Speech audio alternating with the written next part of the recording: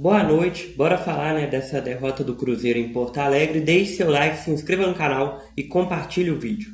O Cruzeiro, que hoje foi a campo aí, o Leonardo Jardim com algumas ausências, Matheus Pereira, o Wallace, Christian, mas isso aí o Cruzeiro foi aí a campo da seguinte forma: Cássio, o William, Fabrício Bruno com Jonathan Jesus e o Kaique na lateral esquerda. O meio campo com Lucas Romero, Matheus Henrique e Eduardo. O ataque com Dudu, Wanderson e Gabigol. O jogo, que era uma partida muito complicada, porque o Internacional é uma equipe muito qualificada, jogando sobre seus domínios, O Internacional aí não perde aí há 15 jogos aí, não perdia há 15 jogos, um bom trabalho do Roger Machado, onde já era uma partida bem difícil do Cruzeiro sair com um resultado melhor aí, que fosse até os 3 pontos. E aí o jogo começou, o Cruzeiro ali parecia bem firme nos lances ali, recuperando, criando jogada. Para mim o William tinha começado o jogo muito bem, recuperando bastante jogadas no lado direito e criando algumas escapadas do Cruzeiro, que invertia a bola e vinha pelo lado esquerdo. E aí o Internacional tentando criar alguma coisa, mas um jogo muito equilibrado, até então os primeiros 20 minutos ali de jogo, e aos 20 minutos do primeiro tempo aconteceu o lance que mudou os rumos da partida, Uma jogada com o Wesley, o jogador do Internacional, entra no meio de dois marcadores do Cruzeiro, o Jesus e o Kaique, Ele meio que tenta ganhar a jogada ali, meio desequilibrado, e sofreu, a falta, entre aspas, que o juiz deu. Porém, o juiz interpretou que aquela falta era chance clara e manifesta de gol. Até aí, até vai alguma coisa, Você pensa, falta, beleza, se fosse falta. Beleza, último homem ali, chance clara e manifesta de gol, beleza, cartão vermelho. Porém, foi uma situação bem diferente. Uma jogada onde não houve toque do Jonathan Jesus e não foi falta, na minha opinião, e do Brasil inteiro. E as imagens estão aí para mostrar que não foi falta nem do Jonathan Jesus, nem do Kaique. Talvez se fosse uma falta criada seria mais o Kaique, talvez não Jonathan Jesus. E além disso, achei que não foi chance clara e manifesta de gol, justamente por ter os dois e o Cássio na recomposição logo no lance ali com o Wesley. E aí foi esse lance aí que o árbitro não foi ao VAR, a arbitragem tenebrosa aí deu a expulsão, do Jonathan Jesus, onde o jogo muda completamente e não tem como mais você fazer uma análise, ainda mais nessa situação, A gente fica puto quando o jogador faz uma burrice e é expulso, quanto mais roubado da forma que foi, onde a arbitragem foi tenebrosa, tanto o VAR quanto o senhor Marcelo de Lima Henrique, árbitro do jogo, e péssimo árbitro há anos, mas, tá tudo bem na CBF, O Edinaldo Rodrigues, que foi eleito há pouco tempo, teve um voto unânime de todas as federações e ainda aumentou o salário de todas as federações aí, houve um aumento salarial e uma implantação de regras aí, onde o que deveria focar não foi focado. Então o Cruzeiro também foi conivente com isso, Alexandre Matos e quem for ali foi conivente, ele elogiou, elegeu Edinaldo Rodrigues, então que sofra as consequências. Infelizmente, quem sofre é o torcedor, que não tem nada a ver com essa história, essa máfia do futebol brasileiro aí, CBF aí e tudo mais. Então, não me venha com notinha, não me venha com vamos a CBF reclamar, porque foram coniventes também. Então, infelizmente é isso, O sistema, O sistema é complicado, já dizia Capitão Nascimento. Mas, vamos lá, E aí o jogo do Cruzeiro foi rondando ali, o Internacional veio para pressão após a expulsão do Jonathan Jesus, Cruzeiro substituiu, tirou o Eduardo e colocou o Gamarra, na zaga ali, foi a primeira opção que o Leonardo Jardim pôs, o Leonardo Jardim prioriza o Gamarra como primeira opção, e é o que tem ali, infelizmente, também. E aí, aos 31 minutos do primeiro tempo, uma jogada do Alan Patrick, onde é um baita jogador de bola, ganha a jogada ali no lado direito da defesa do Cruzeiro, e bate no canto esquerdo, na verdade, do Cássio ali, Canto direito do Cássio, porém esquerdo do gol, para fazer 1-0 pro Internacional. O Internacional não parou por aí, continuou em cima, porque é um time muito qualificado e bem treinado, foi para cima, uma jogada ali, uma tabela pelo lado ali esquerdo da defesa do Cruzeiro, lado direito do ataque do Inter, uma tabela ali perfeita que o Internacional fez, que sobrou pro Wesley. O Wesley cruzou na área e o Ener Valencia desviou, bola ali debaixo das pernas do Cássio, para fazer 2-0 para o Internacional com 37 minutos do primeiro tempo. E o teatro das tesouras acontecendo em pleno Porto Alegre, no Beira-Rio, onde o Cruzeiro é novamente prejudicado e simplesmente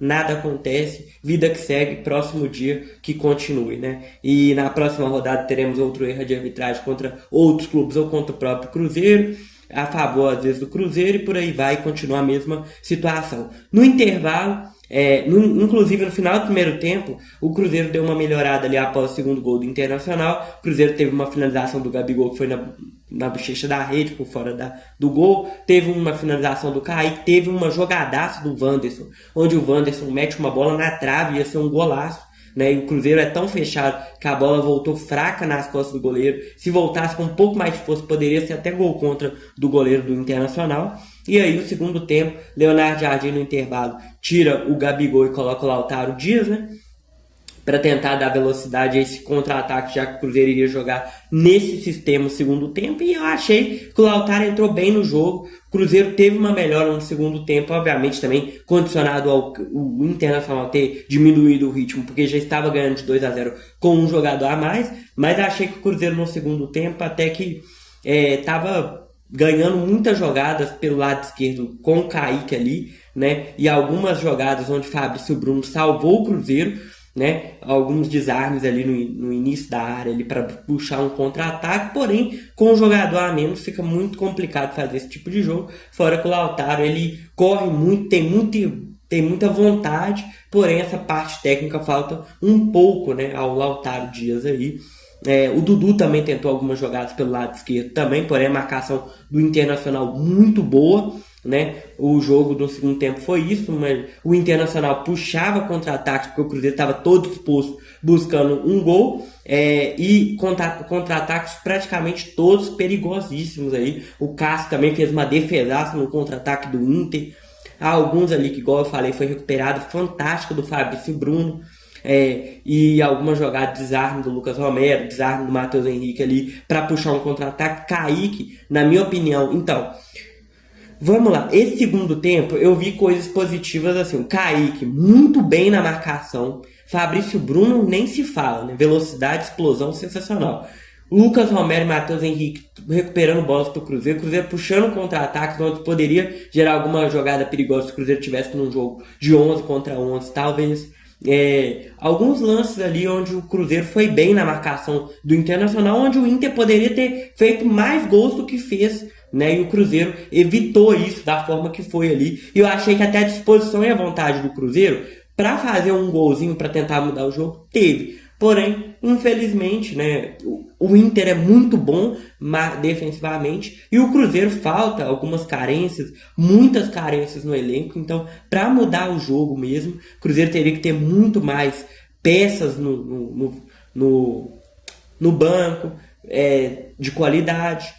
Teria que ter mais jogadores que decidem, muda jogo. Então, realmente uma situação bem complicada, né? E aí, o Cruzeiro promoveu a substituição aos 31 minutos do segundo tempo, tirou o Wanderson e colocou o Marquinhos, tirou o Dudu e colocou o Rodriguinho, e aí logo em seguida, no lance seguinte, o Borré foi lá, numa jogada que o Borré ganha do Gamarra, como se o Gamarra fosse um otário, né, um trouxa na jogada. O Borré ganha ali, né, faz o corte e faz o terceiro gol aos 32 do segundo tempo para fazer 3-0 e sacramentar a vitória. E ainda teve aos 40 minutos do segundo tempo a saída do Kaique para a entrada do Marlon, né, onde o Cruzeiro tentou alguns contra-ataques, mas aí já era, né, jogo perdido. O jogo foi perdido aos 20 minutos do primeiro tempo. O Cruzeiro poderia ter feito algumas coisas ali para tentar segurar um 0-0 ali com o Internacional ou buscar uma vitória, mas é uma situação bem complexa e bem difícil. E o Cruzeiro também tomou 2 gols numa situação psicológica também. O time viu a roubalheira que houve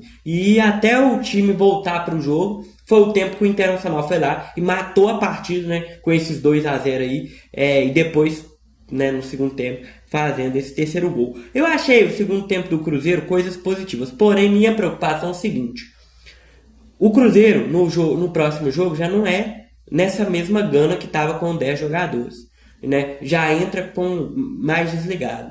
Mas você vê que o time tenta alguma coisinha ali e tal, mas... E também outra coisa, né? Gamarra sendo a primeira opção, infelizmente não dá. E a gente já viu aí que tenebrosa a situação do nosso zagueirão Gamarra aí, né? Infelizmente. Mas, números do jogo aí que eu vou passar, além do 3-0 do Internacional no Beira-Rio, o Inter teve 68% de posse de bola contra 32% do Cruzeiro.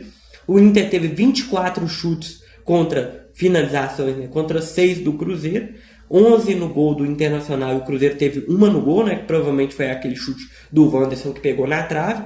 Os escanteios 9 para o Inter e 2 para o Cruzeiro.